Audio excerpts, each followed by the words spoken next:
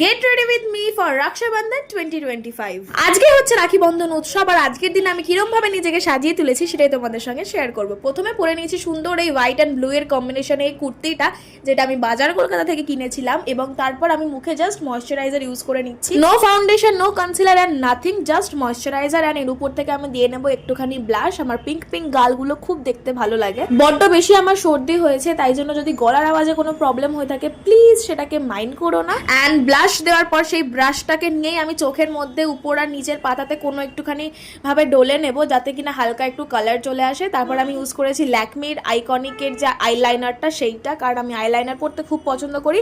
ব্রাউটা হালকা করে ডিফাইন করে নিয়েছি, খুব বেশি কিছু করিনি। রাখিতে বেশ সুন্দর হালকা ট্রেডিশনাল লুকগুলোই কিন্তু দিনের বেলার অনুষ্ঠানের জন্য বেশি ভালো লাগে।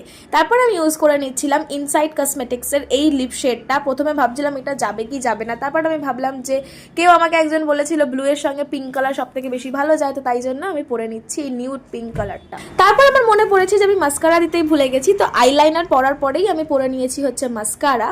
স্নান থেকে আসা মাত্রই একদম সাজতে বসে গেছি, তাই চুলটা আঁচড়ানোর টাইম পাইনি বলে এখন আঁচড়ে নিলাম। পরে নিলাম সুন্দর একটা ঘড়ি অ্যান্ড সঙ্গে একটা ইয়াররিংস ম্যাচিং করে। And this is my final look. তোমাদের এই লুকটা কেমন লাগলো অবশ্যই কমেন্ট করে জানিও। বেশ সুন্দর, বেশ ন্যাচারাল অ্যান্ড একদম সিম্পল। তোমরা কেমন ভাবে 2025 সালে রাখি পূর্ণিমাটা কাটিয়েছো আমাকে কমেন্ট করে জানাতে ভুলো না। আজকের মতো টাটা।